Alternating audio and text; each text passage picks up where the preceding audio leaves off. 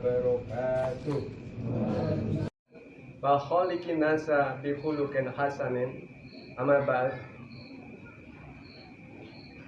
Jamaah pengajian Kamis malam yang dimuliakan Allah, yang pertama-tama marilah kita senantiasa memanjatkan puja-puji syukur kepada Allah Subhanahu wa Ta'ala yang telah memberikan banyak kenikmatan kepada kita sehingga kita tidak akan mampu untuk menghitungnya. Salah satu kenikmatan yang terbesar adalah kenikmatan iman wal Islam.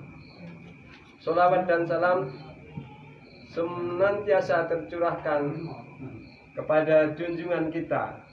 Beliau adalah Nabi Muhammad Sallallahu Alaihi Wasallam beserta keluarganya, para sahabat-sahabatnya, para tabi'in, tabi'ut tabi'in, dan para umatnya yang senantiasa istiqomah menjalankan sunnah-sunnahnya. Semoga kita yang berada di majelis ini termasuk di dalamnya yang besok akan mendapatkan syafaat di hari kiamat. Jamaah yang dimuliakan Allah, alhamdulillah kita masih diberi kesempatan untuk menghadiri majelis ini karena kita masih diberi kesehatan, kesempatan. Banyak orang yang tidak bisa seperti kita untuk diberi sehat tapi tidak diberi kesempatan, diberi sehat dan sempat tapi tidak diberi keimanan. Jadi marilah kita sekali lagi mengucapkan alhamdulillah untuk mensyukuri nikmat Allah ini. Alhamdulillahirabbil alamin. Untuk itu, untuk menyingkat waktu, mungkin hanya ini yang bisa saya sampaikan. Kurang lebihnya mohon maaf.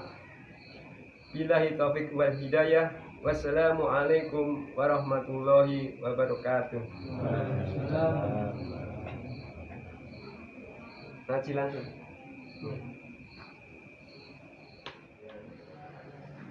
Bismillah Pak. Surah apa Pak? Surah apa saya ganti anu. Bismillah. Juz 8. Cepet yuk. Nih. Surat Al-Mumtahanah.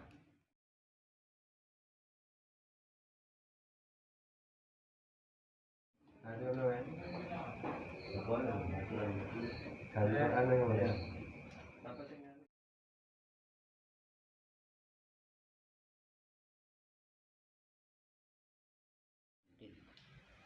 Bismillahirrahmanirrahim. Assalamualaikum warahmatullahi wabarakatuh. Waalaikumsalam. Innal hamdalillah nahmaduhu wa nasta'inuhu wa nastaghfiruhu wa na'udzu billahi min syururi anfusina wa min sayyiati a'malina. May yahdihillahu fala mudhillalah wa may yudlil fala hadiyalah. Asyhadu an la ilaha illallah wahdahu la syarikalah wa asyhadu anna Muhammadan abduhu wa rasuluh la nabiyya ba'dah. Allahumma sholli wa sallim wa barik ala Muhammad wa ala alihi wa ashabihi ajmain. Amma ba'du. Fa ya ibadallah fattaqullaha mastata'tum wasma'u wa anshitu wa ati'u la'alakum turhamun. Iwan Bidin arsyadani wa sadakumullah. Alhamdulillah pada kesempatan malam ini kita masih diberi kekuatan oleh Allah SWT untuk bermuhajahah dalam kegiatan semaan di hari Kamis malam ini. Dari acara demi acara sudah kita awali tadi dengan kegiatan tadarus, maka kita lanjutkan dengan kegiatan pembacaan dan penelaahan hadis dari kitab Riyadhus Shalihin, yaitu pada babnya itu masih dalam bab larangan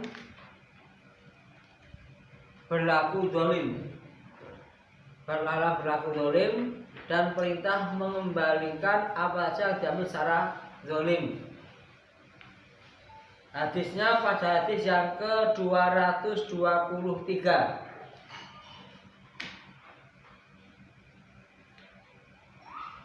dari Abu Hurairah radhiyallahu anhu bahwa Rasulullah SAW bersabda, "Atadruna, apakah kalian mengetahui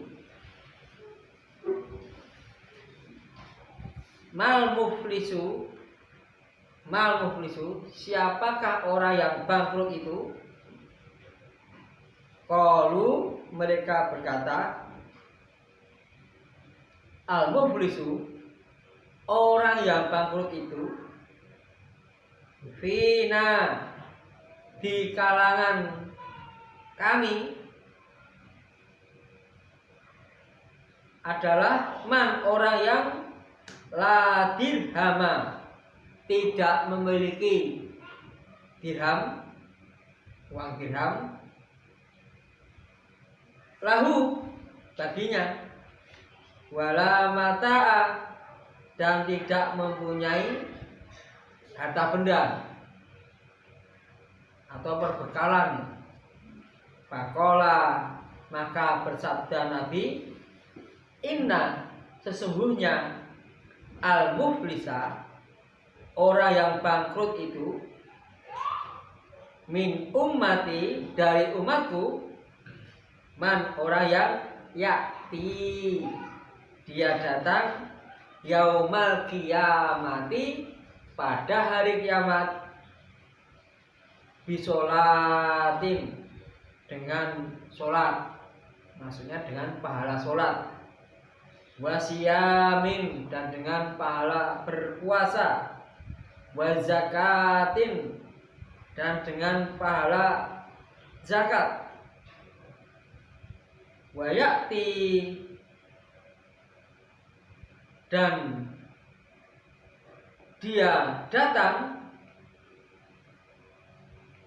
waqad, dan sungguh, syatama, dia telah mencela atau mencaci maki, hada, ini, waqadhafa, dan dia telah menuduh, hada, ini, wa akala, dan dia memakan, malah hada, malah harta benda hada, ini, ya, harta benda orang ini maksudnya, wasafaka, dan dia telah menumpahkan dama, darah, hada, ini, orang ini, wal doroba, dan dia telah memukul, hada, ini, yukto, maka diberikan, hada, ini,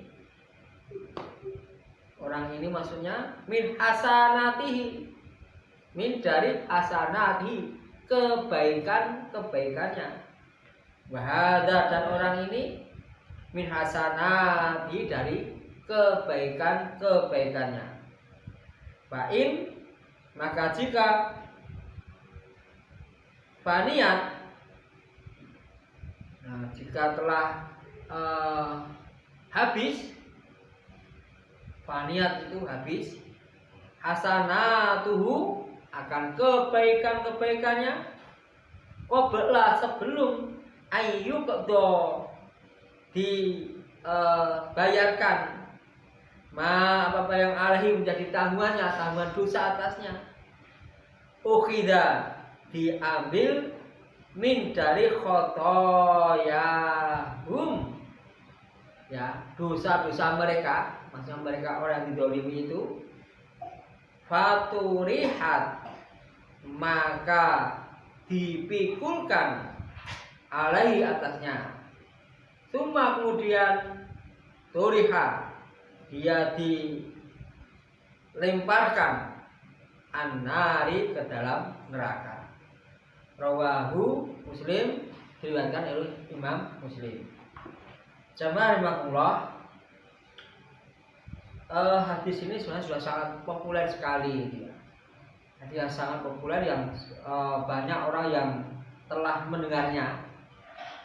Yang mana Nabi itu dalam suatu majelis bersama para sahabat itu memancing para sahabatnya dengan satu pertanyaan.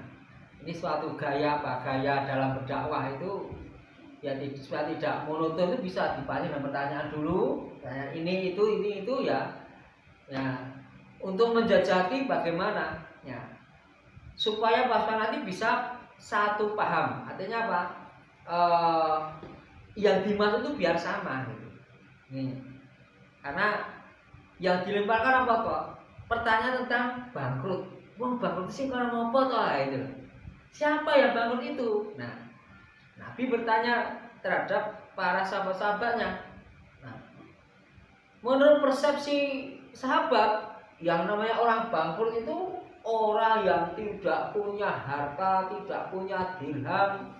Ya kalau zaman sekarang kita ini, kalau dulu ya dirham, dirham uang perak, dinar uang emas. Nah, zaman sekarang ya tidak punya uang dalam artian yang uang cash yang banyak, yang gersewu itu bukan duit, tapi yang uang cash yang banyak. Nah, dijadikan diunggulkan, bahkan tidak punya sama sekali, NMA defisit utang. Nah, Israel di duit, utangnya oke numpuk. Nah, terus apalagi? Nah, tidak punya perbekalan yang perlu main ada di tabang. Nah, itu namanya bangkrut itu loh. Itu menurut persepsi para sahabat. Nah, namun bagi Nabi tidak, bukan itu yang namanya bangkrut. Ya.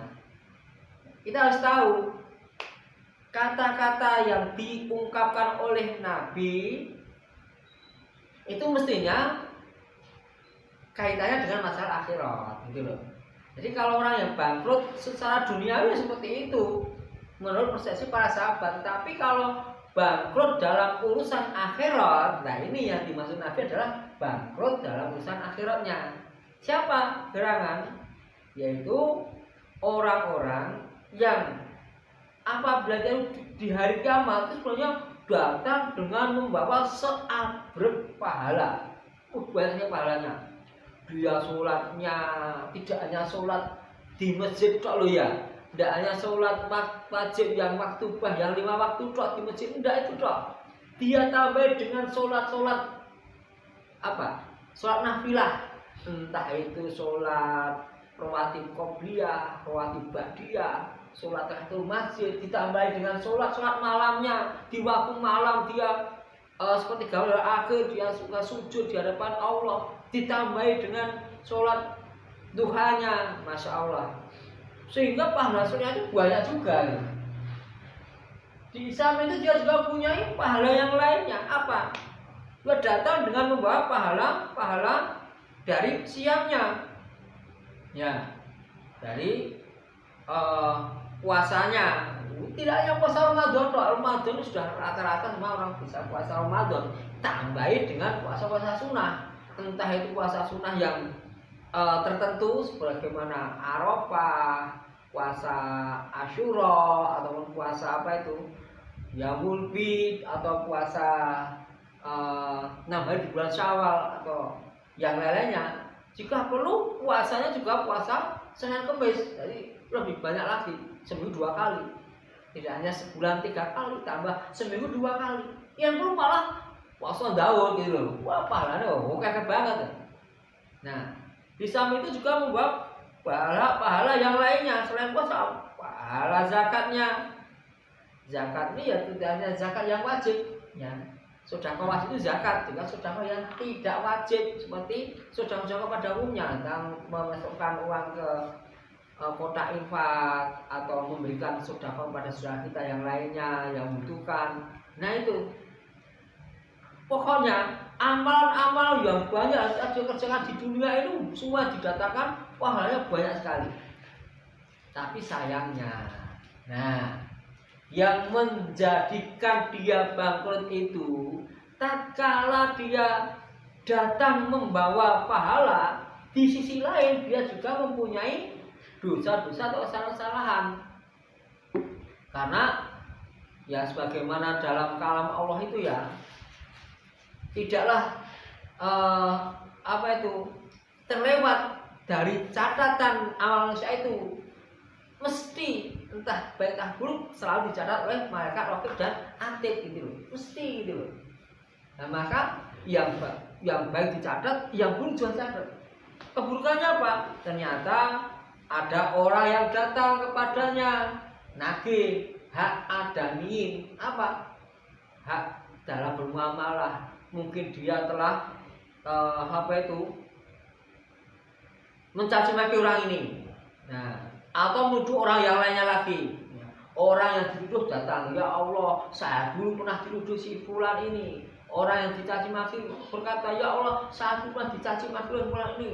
Ya, ternyata dicaci maki tidak 1-2 orang, ada 10 ya 10 orang. Yang dituduh orang 50 ya 50 orang gitu loh. Semuanya datang. Yang pernah dipukul, entah dipukul secara keras, secara pokoknya yang dipukul dan tidak pernah merasa ridho dari masalah pukulannya tadi, tetap masih akan datang menuntut balas semuanya. Nah, sampai kepada apa yang mereka tuh mengambil atau memakan harta orang lain gitu loh. Memakan harta orang lain ya entah caranya itu dengan cara ngambil secara mencuri atau dengan cara curang dalam masalah muamalah dan sebagainya. Nah, ini semuanya datang, bahkan ada juga yang sampai menumpahkan darah orang ini.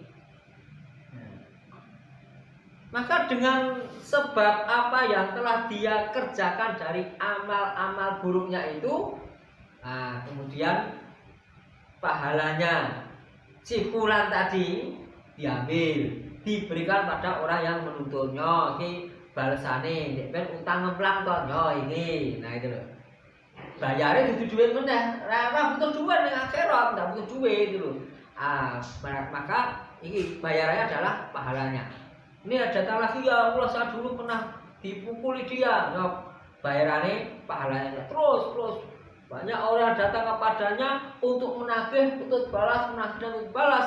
Semuanya dirampungi, diputuskan, diselesaikan dengan pahala yang dia miliki.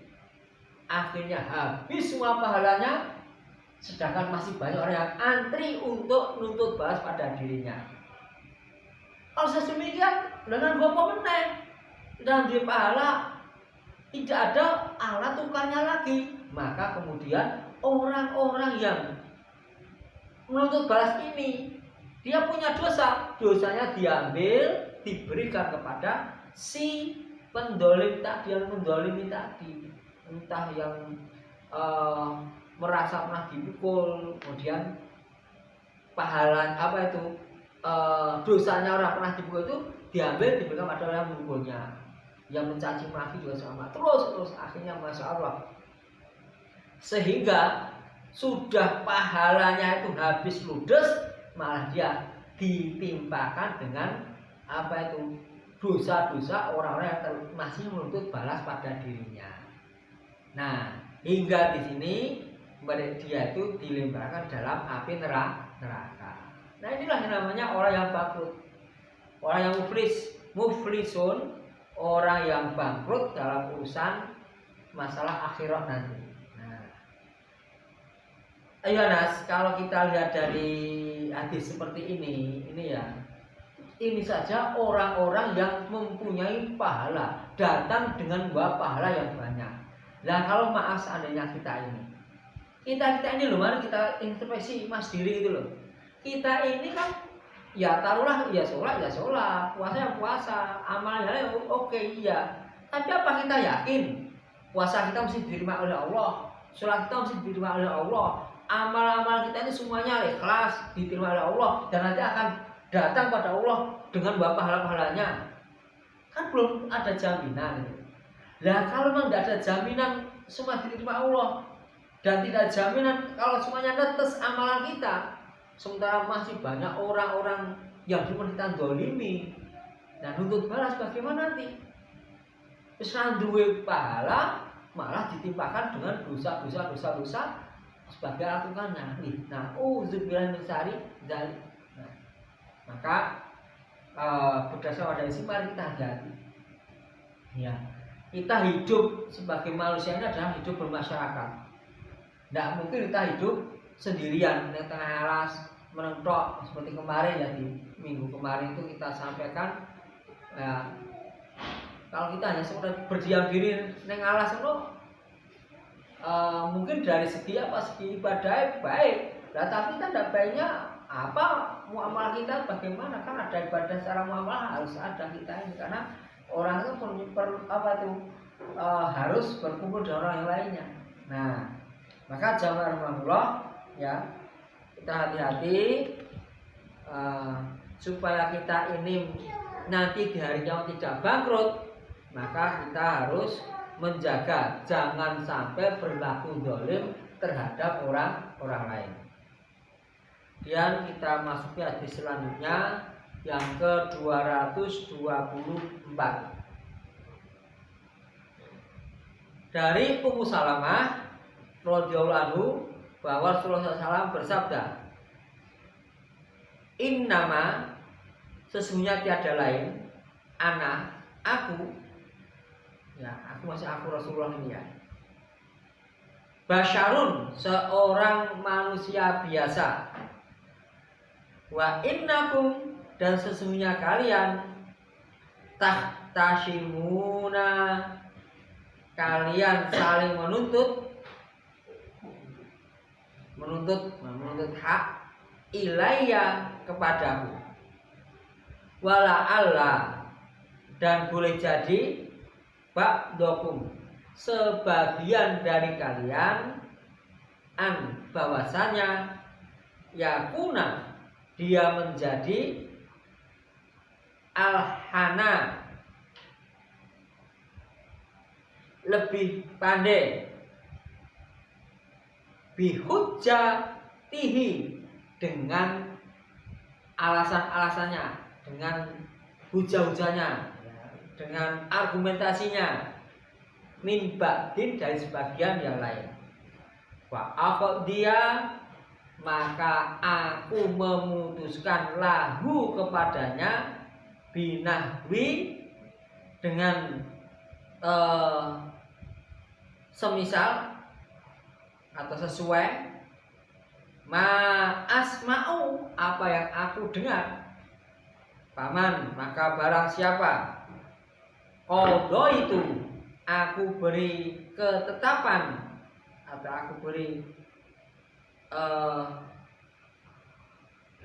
ketetapan lahu baginya itu bihakin dengan hak akhihi saudaranya fa innama maka sebenarnya tiada lain aku telah memberinya sepotong lahu kepadanya, aku telah memotongkan lahu kepadanya itu kitaatan satu potongan minanari dari api neraka. Muttafaqun alaih disepakati atasnya, maksudnya diriwayatkan oleh Imam Bukhari dan Imam Muslim. Jamaah rahmatullah, di dalam hadis ini Rasulullah SAW itu menyatakan tentang apa? Tentang posisi beliau.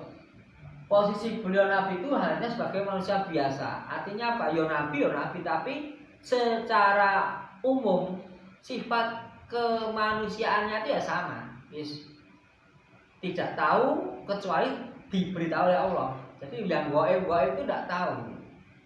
Sehingga kalau ada seseorang mempunyai urusan dengan orang yang lainnya, sedangkan Nabi sebagai hakimnya, beliau itu memutuskan sesuai dengan apa yang beliau dengar.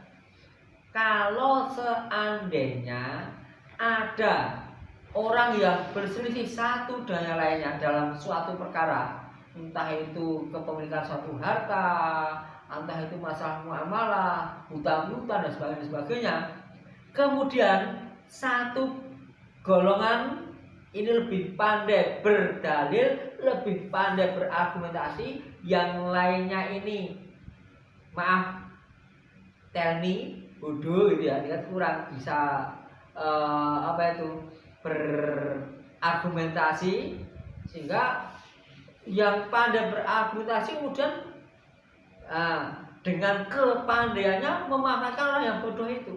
Sangat bodoh dimanfaatkan supaya aku duwe kepintaran, akhirnya dia berargumentasi untuk mengambil hak milik orang lain tadi.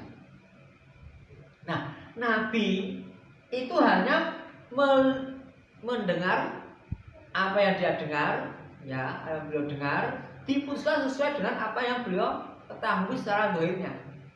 Lah, kalau seandainya seseorang itu karena pinternya, karena pandainya berargumentasi, kemudian dia mendolimi orang lain, mengambil hak milik orang lain, ya, kemudian Nabi memutuskan kemenangan pada orang dolim tadi, yang salah bukan Nabi, gitu loh. Karena Nabi hanya menghukumi secara zahir, secara apa yang beliau dengarkan. Nah, kalau memang betul-betul si pendolim ini menggunakan kesempatan tadi, kedolimannya tadi, maka sebenarnya Nabi atau hakim itu telah memotongkan satu potongan api neraka ke dalam orang yang dimenangkan kasusnya tadi. Tapi kemenangannya karena curang, nah itu loh. Entah itu karena kepandainya dalam berargumentasi, atau mungkin hakimnya disuap dan sebagainya. Wah ini, nah seperti ini, ingat ya, bahwasannya ya, kalau memang hakim-hakim sudah lurus, sudah benar hakimnya, sedangkan orang yang berargumentasi itu lebih pandai, lebih hebat, dan bisa dimenangkan hakimnya, maka sebenarnya dia itu telah menerima satu potong dari potongan api neraka. Nah, kalau dia itu sering berbuat curang seperti itu dan sering berhadapan dengan hakim seperti itu, ya sudah, berarti tubuhnya itu penuh dengan api neraka. Ya hanya sepotong kok, 2 potong, 3 potong dan seterusnya. Nah, maka pesan dari hadis ini yang bisa kita terima adalah yang pertama, ya, bahwa penuntutan hak antara seseorang dan orang lain itu memang dihalalkan, diperbolehkan. Entah itu dituntut di dunia ini ataupun dituntut di akhirat nanti. Kalau kita ini punya urusan dengan orang lain, kok sampai hari hanya banyak hutang-hutang, dia tidak pernah mau membayarnya, bahkan mengingkari, bahkan kemudian ngemplang ke jawane, ya sudah, jangan khawatir, itu sebagai celengan kita nanti akhirat. Tuntut saja nanti akhirat itu loh. Nek dunya ora ono, tuntut di akhirat. Atau ada orang yang baik-baik, ya kemudian dituduh-tuduh yang tidak oleh orang lain. Nah, sementara sudah diingatkan, kalau kamu nuduh-nuduh itu mbok tabayun, langsung tabayunan. Jelas dhek wong kuwi kok ngene, wong biasa satok lah. Sudah seperti itu, padahal yang dituduh tidak demikian. Dan yang tuduh dia sudah tidak perlu melawan-lawan, tidak perlu menggunakan haknya untuk menuntut balas dan sebagainya. Sudahlah, kita tunggu saja nanti di akhirat. Nah, harus demikian ini harusnya itu orang yang beriman itu dia harus hati-hati. Ya sing dinggoi masa akhirat kok. Kita tunggu di akhirat, hati-hati. Ya aku dituntut nang dunia iki mungkin iso yang bisa kembali ke bala. Nanti akhirat sudah tidak ada kesempatan lagi. tuntutan di akhir itu besar gitu. Nah kita hati-hati. Nah yang kedua ya yang diambil sebagai sebagai penentu keputusan itu adalah apa-apa atau argumentasi yang didengar secara lahiriah. Yang sesuatu yang tersembunyi yang tidak diketahui itu tidak menjadi tanggungan bagi hakim. Orang ngerti tenan yang dilihat dari yang nampak-nampak saja. Ya, itu seperti itu semuanya seperti itu. Tatkala Nabi SAW itu diminta izin oleh orang-orang munafik pada waktu perang Tabuk, ya beliau itu ya mengiyakan. Ya, kamu apa tidak bisa tidak ikut perang Tabuk, saya begini padahal kamu sih ya adalah. Tapi ada 3 orang yang tidak bisa buat apa. Kamu apa kalau bisa ikut perang Tabuk? Nah, itu tidak ada apa-apa, tidak ada apa-apa, ya ada. Sampai 3 orang tidak ada apa-apa, kemudian 3 orang diboikot sampai 40 hari kan itu. Nah, kalau yang lainnya itu Rasulullah itu percaya saja, kenapa? Wis dohire kowe duwe alasan ini monggo, tapi kalau memang itu dari hal menipu, ingat tetap ada kisosnya atau tetap ada hukumannya nanti di hari akhirat. Sementara orang yang 3 itu dapat apa? Sanksi di dunia ini, diputuskan 40 hari, tetapi kemudian mendapatkan pengampunan. Akhirnya di akhirnya dia menang gitu. Nah, maka yang menjadi pedoman untuk penetapan suatu perkara itu adalah yang lain saja, sebenarnya yang batin itu bukan dari ranahnya si hakim tadi. Terus yang terakhir, bahwasanya seseorang yang mengambil hak milik orang lain dengan perantara hakim, ya karena hakim itu terpesona atau terpengaruh dengan kata-kata orang yang dolim tadi dengan kepandaiannya, kepintarannya berserak lidah, maka sebenarnya dia telah menerima potongan api neraka, nah, yang mana itu akan membakar dirinya. Hati-hati ya, maka dari itu kita harus menjaga diri kita ini supaya tidak termasuk sebagai orang yang dolim. Jam 9:30 kurang 10 menit. Ini selesai dulu aja ya. Kalau hadis yang berikutnya itu mesti pendek, tapi kalau kita yakin keterangannya bisa panjang. Dan ini dulu ya, insya Allah nanti pekan depan bisa kita lanjutkan. Mudah-mudahan dengan pembacaan dari hadis-hadis tadi bisa menjadi ketahuan kita dan teman kita, dan mudah-mudahan kita dibimbing, diarahkan oleh Allah SWT pada jalan yang harus diridhoinya, hingga akhirnya pada penutup usaha kita nanti dalam keadaan husnul khotimah. Kemudian saya kembalikan pada Mas Tri, monggo. Acara pada malam hari ini kita tutup dengan pembacaan doa penutup majelis bersama-sama. Subhanakallahumma bika asyhadu an la ilaha illa anta astaghfiruka wa atubu ilaik. Assalamualaikum warahmatullahi wabarakatuh. Waalaikumsalam.